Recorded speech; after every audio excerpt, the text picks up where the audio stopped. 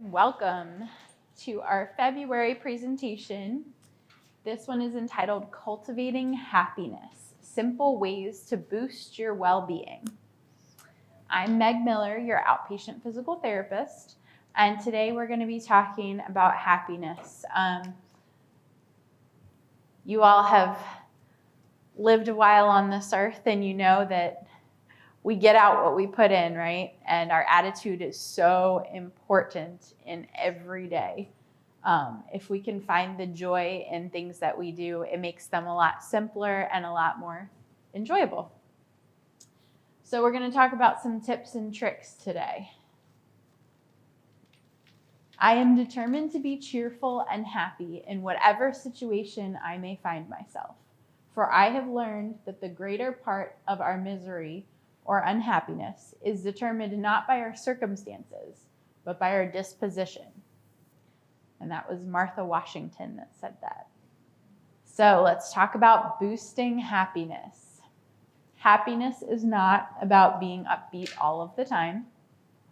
Instead, think of it as a trait, one that helps you to recognize even the tiniest moments of joy, to fully embrace the good stuff in life without pause, to know that even when things aren't going well, this hard time too shall pass. Happiness is a process that can be cultivated through practice and increased awareness. Happiness is one of the best defenses against hardship. It creates resiliency, and it also contributes to our overall health and wellness. How many times have you had a bad day and you told yourself it was a bad day? Uh-oh. It just got worse, didn't it? Because when we go looking for bad things, well, we can always find those. But the same could be said about good things. And if we go looking for those good things, we teach our mind to think in that way. And really and truly, it is an actual scientific process in our brain that happens when we start looking for something. Our brain loves patterns. It loves to recognize patterns. And so if we say, I am so grateful for this, or wow, what a beautiful day, or I'm so thankful to be here with friends, we start to look for other positive things in that day. But we've all had that bad day where we acknowledged the one bad thing, and then our brain went off on a pattern without us looking for all the rest of the bad things in that day. And guess what? It found them. So it's super important when you get yourself going down that path of it's a bad day and, my health is bad and the weather is bad and everything's bad. The quicker you catch yourself and get yourself back on the path of, okay, but I ate today, and I can get up and walk today, and I'm around friends today, it reframes that whole day and can take you from that bad day back to gratitude and joy where we belong. Okay, I'm going to give you a definition of happiness. There are 4 components of happiness. Number 1 is well-being. The experience of joy, contentment, or positive well-being combined with a sense that one's life is good, meaningful, and worthwhile. Life satisfaction. Overall, my life is going well. Number 2, we're going to talk about some traits. A personality type or temperament that affects how a person responds to life events. So having that optimism, enthusiasm, cheerfulness, hopefulness, humor, and gratitude is part of happiness. Emotions. Emotions are experiential. So in the present, they may change from one moment to the next moment. Happiness, excitement, joy, enthusiasm, love, contentment are some examples there. And then sensations, pleasurable sensations that are the physical experience of happiness. Bite into something delicious, the warmth of the sun against your skin, stepping into a cool pool on a hot day, or a warm pool on a cool day. What influences happiness? Here are some 3 primary factors which influence happiness. Number 1 is your genetics and your temperament. That makes up 50%. That's a big percent, right? It's half of what affects our happiness is in our temperament. But I don't want that to discourage you, right? And I also don't want that to make you be lazy either. Oh, I'm generally a happy person, so I get away with that one. Yeah, but are you all the time? Same thing if you say, well, I tend to be a little bit more of I tend to look more for the negative things than the positive. Okay, but do you have to? Are you capable of looking for the positive? So while genetics, when we throw that up there, it sounds like something that's immutable, something that we can't change. I would argue that having temperament there shows us that is something we can change. Because are you the same person, temperament-wise, that you were when you were in your 30s, in your 20s, in your teens? I would say that probably we all have changed a little bit with each decade of life, right? So don't get discouraged if you think, well, sometimes I think sad thoughts. Yeah, we all do, right? Our temperament is more made up of how we choose to look at things and our ability to redirect, I think. Number 2, circumstances. That makes up just 10%. So things like material well-being, life events, life status, whether you're married, single, divorced, widowed. Currently, the USA is number 1 in GDP, but 18 in happiness. Money doesn't buy happiness. This report looks at GDP per capita, social support, life expectancy, freedom to make life choices, generosity, corruption levels, and trust. In the US, per capita GDP more than doubled since 1972, but happiness and well-being have declined. Experts theorize that the loss of community, loss of trust, declining social support have all influenced this decline. And number 3 is efforts, your individual choice and action, and that makes up 40% of your happiness quotient. So what we do, our behaviors, what we think, whether we're optimistic, positive, grateful, and what we seek, goals, meaningful causes.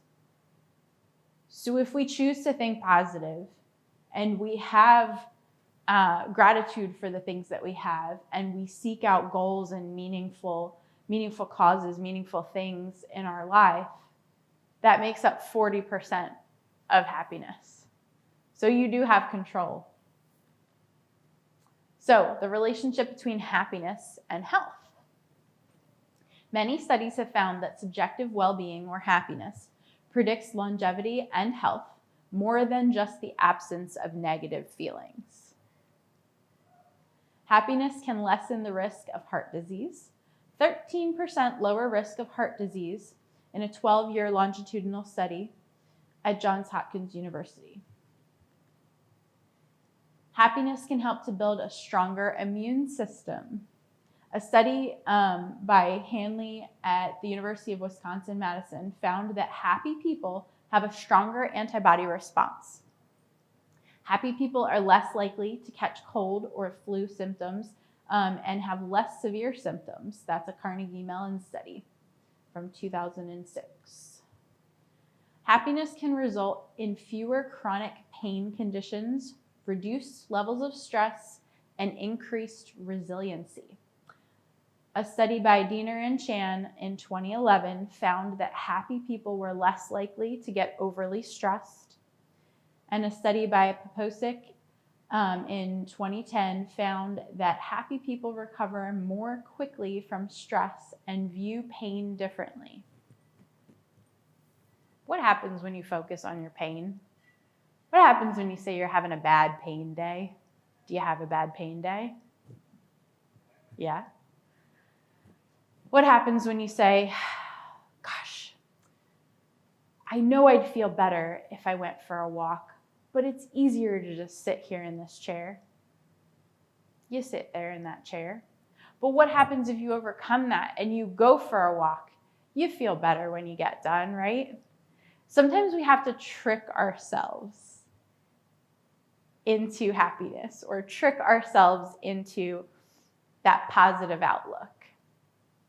And if we take that sitting in the chair versus going for a walk, and instead of saying, I have to get up and move or I'm going to feel so stiff? What if we say, I get to get up and move? I can get out of this chair and I get to go for a walk and the sun's shining, so I'm going to walk outside and get a little sunshine. Because that's a totally different outlook than I'm just going to sit in this chair because I don't feel like getting up. Or whatever that day might bring as far as our mindset. We can always trick our brain into getting back on the right path. Sometimes it doesn't even take very much. Happiness had a positive influence on longevity. The nun study, 180 nuns followed for over 60 years, found that nuns with a positive outlook outlived the other nuns by 7 to 10 years. In a 40-year longitudinal study of 7,000 university students, it was found that the more pessimistic students were more likely to die sooner. And in a 5-year study, older adults 52 to 79 in the UK who had a positive approach were 35% less likely to die. That's some pretty cool data. So now we're going to talk about the impact on underlying mechanisms. So happy people make healthier choices. A study by that same study I referenced earlier by Diener and Chan in 2011 found that happier people tend to be non-smokers, follow a healthy diet, and are more physically active. Why? Because they can get out of that chair. They can choose to cook that healthy meal, and they can choose to find something more productive to do than smoking to manage their stress. Happy people have stronger social connections, resulting in better health, longevity, and better emotional regulation with more positive emotions. So some factors which boost happiness. We know that our efforts matter. What we do and think makes up 40% of that happiness and well-being quotient. Here are 5 factors which can boost happiness: gratitude, compassion and kindness, play and laughter, that's my favorite one, mindfulness, and social support. Gratitude, this one's been a big one for me lately, because what you focus on, you get better at. It's just like anything else, right? It's just like going to the gym or going for a walk, and you can walk further as you go. You can lift heavier weights. You can do more of whatever you spend time practicing.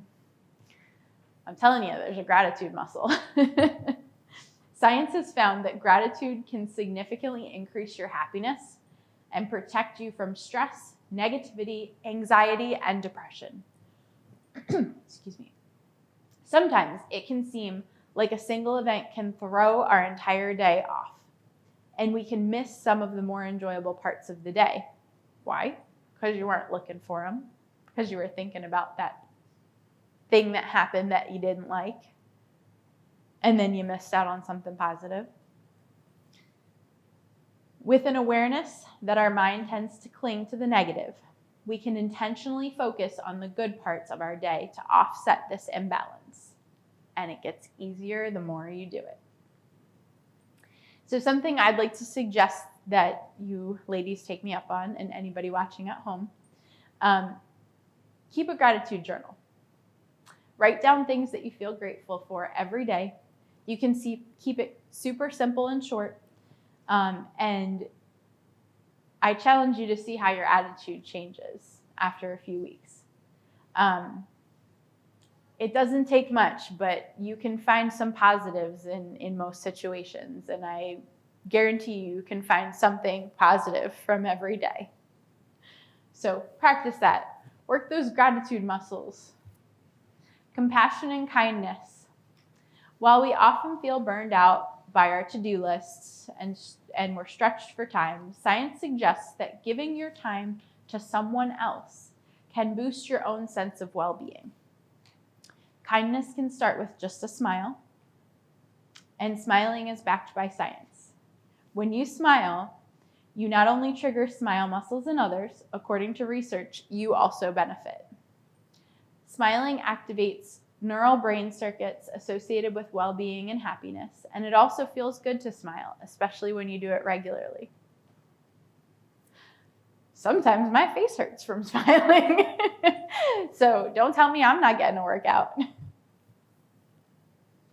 Research shows that when you smile, whether it's real or fake, you feel better and you reduce your own stress. So have you ever had that time when somebody walks past you in the hallway and you're just having a bad day and you're kicking rocks and they smile at you?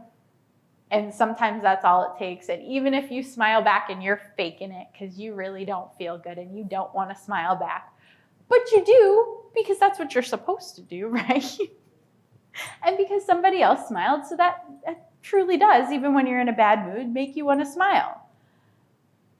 Well, that could be the thing that set the course of the rest of your day in a positive direction. So don't underestimate the power of a smile. Okay, I've been working on this one too. Play and laughter. The laughter part I didn't have to work on. I read somewhere that toddlers laugh 600 times a day on average. And I believe it. But there was a second piece to that. And it was that adults only laugh 50 to 60 times a day. Well, I know I'm making up for some of you people that aren't laughing because I definitely laugh more than that. But something we could all work on. We could all learn to be more like our toddlers who giggle constantly. And isn't that the best sound in the world? A toddler giggling. Oh, yeah. So we can learn a lot from children. And I've always found it so interesting how a room full of people, no matter their age, can light up when there's a kid, especially if the kid is giggling and playing, right? And we can get into all kinds of silly play scenarios just by trying to connect with that inner child and thinking like a kid. So what is playing? Playing is the act of doing what gives you pleasure and engaging in discovery and letting your creativity flow. There's some point as we get older that most of us stop playing. We shouldn't do that. Our happiness and our health are worth remembering how to play. Okay, playing in games introduce something entirely different into your daily routine. Studies have shown that it can boost creativity, help us think outside the box, improve our health, and make us feel more present. Because when you're present in the moment, that has to come first before you can sometimes find that happiness, right? Okay, there is a handout here that is called, let me drop it on the floor, Finding Joy in Every Day. And it's got some really good examples of some things that you can do to tap into that joy, okay? Since we're talking about play, those first two are important, and they look very similar. And the first one is play with kids. And the second one is play like a kid, no matter your age, right? Learn something new, get out in nature, count your blessings, spend time with a pet, travel. Connect authentically with friends and family, dress up in costume for no reason, lose yourself in a great book, laugh and smile, no matter how you're feeling, sing out loud, dance, pay a compliment to a total stranger, listen to uplifting music, serve others and volunteer, exercise, that's a good one, get messy, prepare and slowly eat a healthy meal. Doesn't have to be anything extravagant. Offer to teach someone a new skill. Write a thank you letter. Memorize a poem. Turn your errands into an adventure. Make some kind of a game as you're out and about. Do something fun. Take a nap. Nurture romance. Ask someone for help. And I'll add to that, not just asking for help, but be open to receiving help. Because when we get help from another person, both parties benefit. And I want to encourage you to remember that receiving help is important too. And that might be the highlight of that other person's day, was helping you do something that you needed help with. Watch a favorite old movie for the 100th time. Discover a new smell. Help someone in a small way. Snuggle. Get rid of stuff. I need to listen to that one. Watch a sunrise or a sunset. That's easier this time of year, right? Make a commitment to change a bad habit and then do it. Create something. Eat a cupcake. It says a cupcake, just in case you were wondering. It doesn't say 5 cupcakes. It says 1 cupcake. Spend an evening by candlelight. Meditate and enjoy the silence. And when we say meditate, we just mean, be peaceful and try not to let the intrusive thoughts in. Just see what comes into your mind. Take a walk in the rain, only with good shoes, and if you are not a fall risk. Treat yourself to a hand massage or a pedicure. I think those are some pretty good examples. And I think you should add your own. If something came to you while we were reading that, write your own in. More play and laughter. Laughter is an excellent way to reduce stress, anxiety, and depression and the impacts of pain, along with improving happiness and well-being. Sometimes we can be distracted just by a laugh or a smile, and then we break out of that mindset of, oh, I'm in pain, I'm in pain. Since our bodies cannot distinguish between real and fake laughter, anything that makes you giggle will have a positive impact. You don't even have to have a sense of humor to benefit from a good laugh. Or you could laugh at anything like me. That helps too. Laughter therapy, which often includes laughter yoga, which I've done a presentation on, comedy performances, clown performances, and jokes, even if they're not funny, has been used as a therapeutic intervention since the 1970s. Laughter produces a full-scale workout for your muscles, and some muscles that we don't use for other things. And it unleashes a rush of stress-busting endorphins. Laughter therapy can benefit your health through various mechanisms, including muscular exercise, increased respiration and blood circulation, improvements to digestion, and emotional catharsis. So, how do we practice? I have another handout. I'm not gonna make you guys do these now, but this is an example of a way you can use laughter as an exercise. So it cues you here through 5 different ways to laugh. Basically 5 different areas of your body that you can produce sound from. And then when you do it together, you can do it as an exercise. Next is mindfulness. Mindfulness meditation is the practice of intentionally focusing on the present moment, being accepting and non-judgmental, while paying attention to the sensations, thoughts, and emotions that arise. This process allows for an increased awareness of the patterns in your thoughts and feelings. So much of the time, there's so much flowing around in our brain that we're not paying attention to any of it. We're just thinking of all of it as too much noise. Over time, you can become more aware of patterns, and if you judge experience as good or bad, pleasant or unpleasant. And with practice, an inner balance develops. In order to change the way we think, we have to acknowledge the way we think. And if there's too much running around in our head and we're not even acknowledging the experiences that we then judge as good and bad, well, how can you change it if you don't know what's happening, right? You can practice a simple breathing technique for meditation. This example is sitting on a cushion on the floor or on a chair, more likely, with a straight and unsupported back. So don't lean back against the chair, right? Because we all do that a lot. And that's okay. There are times where we can do that. But when you're focusing on this breathing technique, I want you to sit not back on the chair, but have your back straight. Pay close attention to the movement of your breath.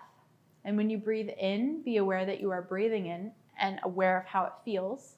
And then when you breathe out, be aware that you're breathing out. Do this for the length of your meditation practice, constantly redirecting the attention to the breath. Our breathing is so important, and we can make so many changes in our health just by actively participating in our breathing. I'm very thankful that my body breathes without me thinking about it, but our body doesn't always breathe as efficiently as it could. It's just on autopilot. It's just keeping us alive, right? We're thankful for that, but we need to spend time during our day thinking about our breathing, deepening our breath, because there's so much health benefit to that. And then also, specifically in a situation where you're feeling a little bit of stress or feeling pain or anything like that, if you focus in on your breathing in that situation, you can really help to decrease the negative effects of that situation. Okay, last handout is 2 pages, and it's some meditation breathing techniques.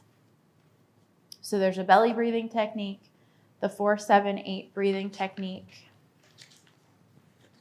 the roll breathing technique, and then the deep muscle relaxation with belly breathing. I encourage you to read those and try them on your own.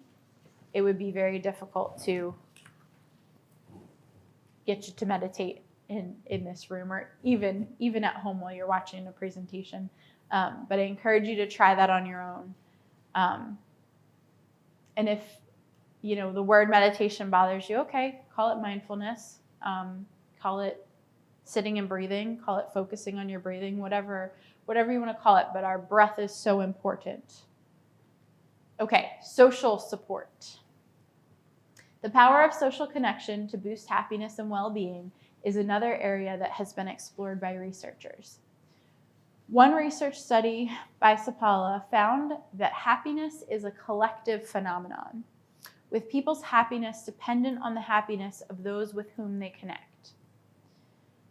They found that social connection is a major predictor of health. For instance, low social connectedness is worse than smoking or having high blood pressure in terms of adverse health effects. When connection with others is present, it can boost mental and physical health and even increase immunity and longevity. What did we learn today? We talked a lot about how life can be so busy and hectic and filled with challenges, and how we can choose how we see them. There are also a myriad of opportunities for personal enrichment, satisfaction, friendship, love, finding purpose, and doing good for others. While the desire for and pursuit of happiness can sometimes seem elusive or fleeting, there are effective ways to increase your happiness. By implementing some of these simple practices, you can boost your happiness. Anybody have any questions? What's the best as far as laughing exercises for one that has like a neurological issue? So I would say starting off with that exercise sheet with the laughing exercises, that's a great place to start, because that hits a lot of the different areas, right? We're focusing on different areas of the body, sound production from different areas, that connection between your brain and your body. So all of that would be really great. But then another thing that would be great, more specific to neurologic conditions, and anybody that, in terms of that connection and also a bit of a cognitive component, would be actually reading jokes, but then telling them out loud.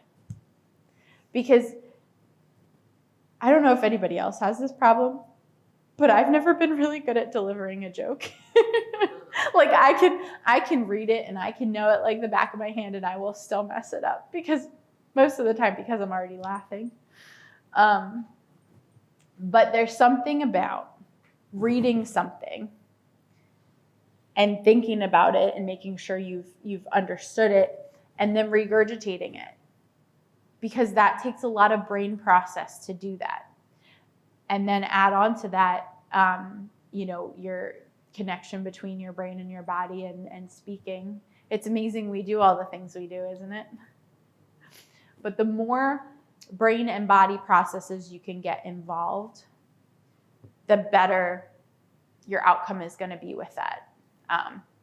So again, even something as simple as doing your laughter exercises in different positions, doing them seated versus doing them standing, okay?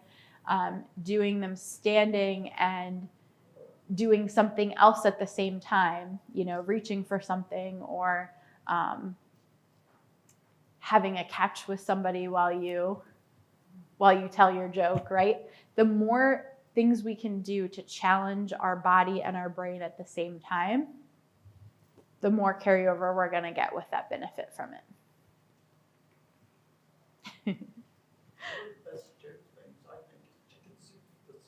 Yes, that is a good one. That is a good one. Yeah, it's always funny. Everybody has a little bit of a different sense of humor, right? I mean, that makes sense. But I'll laugh at just about anything. And my husband is the exact opposite. And he thinks very few things are funny, but occasionally something will strike him and he'll crack up and he'll show me. And I'm like, for the girl that laughs at everything to not think that's funny, like, I don't know what's wrong with you. It's funny how we all have those different senses of humor. Thanks for coming, guys. I appreciate it.